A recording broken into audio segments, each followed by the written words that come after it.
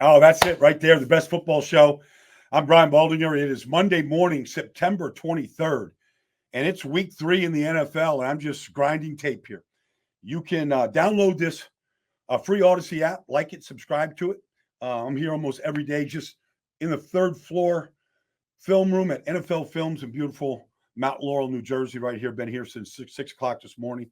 The only person that beat me in the parking lot today was the one and only Bill Belichick down on the second floor.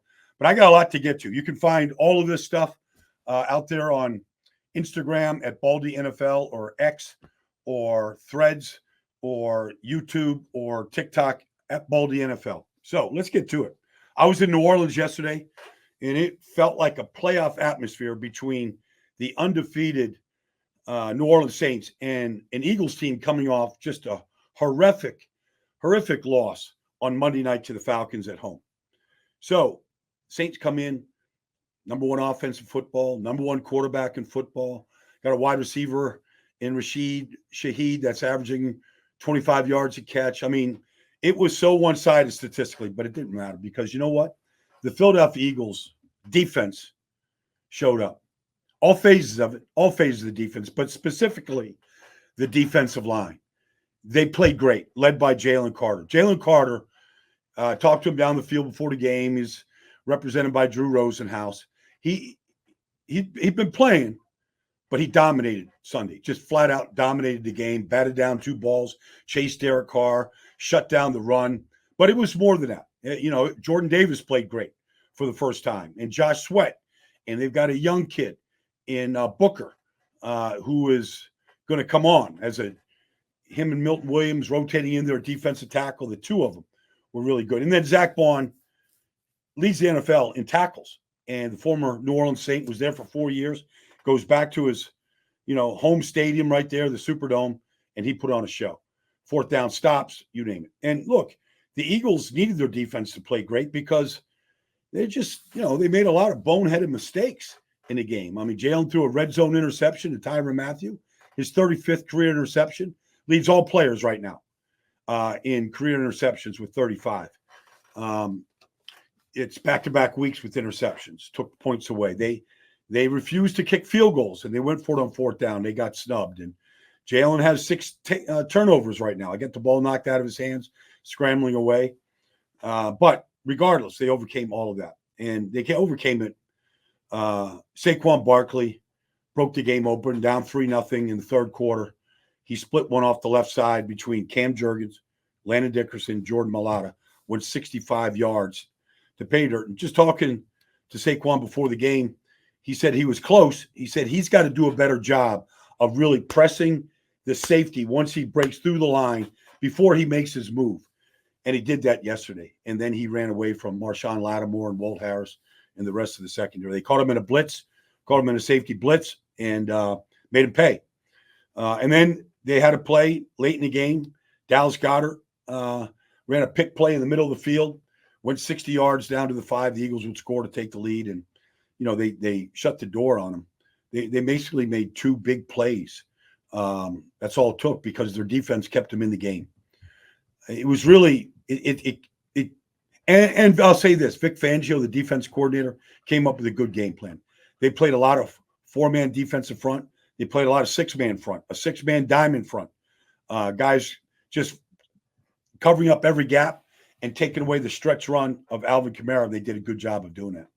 And then they got after Derek Carr all the way to the final interception by Reed Blankenship, where Booker hit Derek Carr right in the chest and really affected that throw. And Reed Blankenship jumped in front of it and finished the game.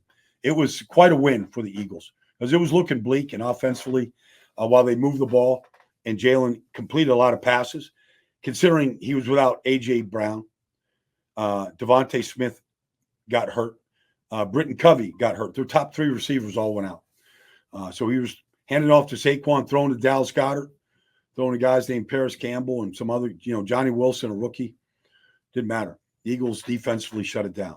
Then let's look at the Giants defense because they went to Cleveland and all phases of this team.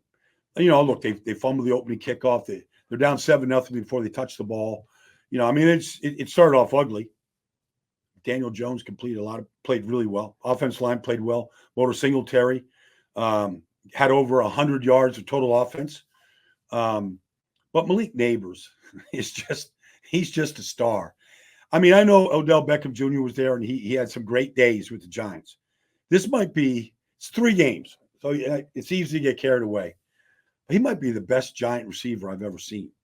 I mean, he took one off the helmet of Martin Emerson yesterday on a 28-yard gain where Daniel Jones put some air underneath it. He just timed the jump. He looked like Michael Jordan hanging in the middle of the air for a catch yesterday. And then the 2 touchdown catches. That's back-to-back weeks with 2 touchdown catches now. The opening touchdown drive of the game, they're 4th and 1 at the 43-yard line. I mean, it's a gamble. It's only, 7-0 at the time. It's, second quarter. And they're running a fly sweep to Malik Nabers. They just have that kind of confidence in them. And everybody on Cleveland's defense was up at the line of scrimmage, and he outran everybody. It was impressive. And then defensively, oh my gosh, did they get after Deshaun Watson? Not only did they sack him 8 times, they hit him 15 more times.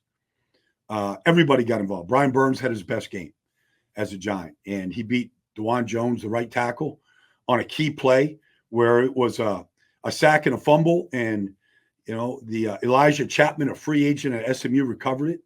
He also got himself his first career sack. Dexter Lawrence got 2 sacks in the game, stuffed the run, might be playing better than any defensive tackle in all of football. I don't care if it's a 3 technique, nose tackle, 1 technique. Dexter Lawrence right now, and he played 80% of the snaps yesterday. Like at 350-something pounds, like he's a force. And then Ojulari got involved, and Kayvon played good, and Shane Bowen, the defensive coordinator, I mean, they never stopped coming after Deshaun Watson. Now, his blitz calls, checks, McFadden, Okereke, they really got after him. Jason Pinnock, like they came after Deshaun Watson. They came after him. All right, let's go to Pittsburgh. Pittsburgh plays this game against the Los Angeles Chargers, and their defense once again. I mean, hold the team to 10 points. Nobody's giving up fewer points in this league right now than the Steelers. And yesterday, Alex Highsmith gets hurt. Nick Herbig comes in. Nick Herbig was a 4th-round pick last year out of Wisconsin. You want linebackers in this league? Go to Wisconsin. Go find Zach Bond. Go find Leo Chenal. Go find Nick Herbig. TJ Watt. When Nick Herbig was drafted out of Wisconsin, TJ Watt took him under his wing. He literally has followed him around. And yesterday, he makes the biggest play of the game. He gets a sack fumble against Rashawn Slater. Sack fumble on Justin Herbert. And then he gets another sack. And he makes a couple plays in the run game. The Steelers' defense right now has been phenomenal. But Nick Herbig stepped up for Alex Highsmith. TJ Watt got a sack, and Cam Hayward got a sack. I mean, they pressured Justin Herbert, knocked him out of the game. Had to go to Taylor Heineke in that game right there. Very, very impressive. Again, 3 great defensive performances in a row by the Steelers. It started in Atlanta and what they did to Kirk Cousins and the Falcons. It's just continued week in, week out. You go to this game at SoFi Stadium. For San Francisco, no Debo, no Kittle. I mean, you just go through the guys. No Christian McCaffrey. It didn't make any difference. Juwan Jennings, maybe the guy they should have paid all along was Juwan Jennings. He was absolutely unstoppable. He scored 3 touchdowns. And literally, I mean, the catches he made, it didn't matter who was guarding him. It didn't matter where he was in the field. Brock Purdy, he played a great game. I mean, yeah, he had a couple fumbles. But he played a great game, completed a lot of passes, found Jennings all day long. I guess you got to be wondering just where Brandon Ayuk is in this offense. Jordan Mason ran the ball really well. They blocked well up front for the most part. I guess, I mean, if Brock Purdy was in trouble, he got out of trouble and made plays. But Brandon Ayuk seems to be a little bit invisible, and maybe that's just missing the offseason, training camp. Maybe the trust and the timing just isn't there right now. But this I know. This Rams defensive front, okay? They drafted Kobe Turner and Byron Young last year. They drafted Jared Verse and Braden Fisk. So Fisk and Verse from Florida State. Anyways, this might be the best, most active, disruptive defensive line in football. Those four guys that they drafted first, second, and 2 third-rounders, man, they affected the pass. I mean, their pass rush was it affected Brock Purdy, chased him out of the pocket, hit him a bunch of times. I mean, Purdy's just as tough as could be. Then on the other side, despite all the injuries, all the injuries, all right, no Cooper Kupp, no Puka Nacua, no tight end. It didn't matter. Matt Stafford was almost untouched. You watch Bo Limmer at center. You watch Logan Bruss, last year's third-round pick out of Wisconsin, hurt last year, free agent. I mean, on injury reserve all year. Comes back to playing left guard. Havenstein, like Dotson, Allard Jackson. They were good. And Kyron Williams was awesome, scoring 3 touchdowns. The Texas route over the middle, splitting Devondre Campbell and Fred Warner, perfect throw by Stafford. Throwing the deep shots to Tutu Atwell off. They were down 24-14 the fourth quarter. They came back. They were down 14-0. They needed deep shots to get into the game, and they found them. DeMarcus Robinson, Tutu Atwell, Kobe Parkinson. But in order to do it, you had to block them up. Gosh, Chip and Nick Bosa, Kyron Williams helping out, double teaming, Malik Collins or Javon Hargrave. And Stafford with those no-look passes and the deep shots, darn if they didn't just hang in there. It was, and for a long time, San Francisco would play the Rams, didn't matter where they were, and they just physically beat them up. They just physically whipped them at the line of scrimmage. Well, they didn't do that yesterday. Kyron Williams ran for 90 yards, caught a couple passes. He ran for, 2 touchdowns from the 3 and from the 5-yard line, and he was untouched going into the end zone. I mean, those guys opened up holes. It was impressive. It seemed like every time Kyron Williams ran the ball, he gained 5 yards. Fred Warner was invisible. Nick Bosa had a couple plays, but basically invisible.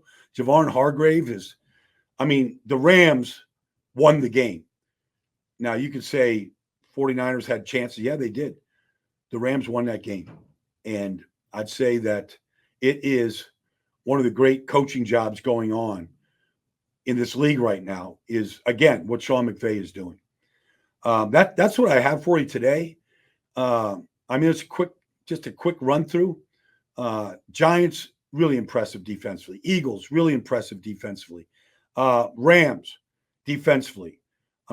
They've drafted just about all the players, and they're all playing good.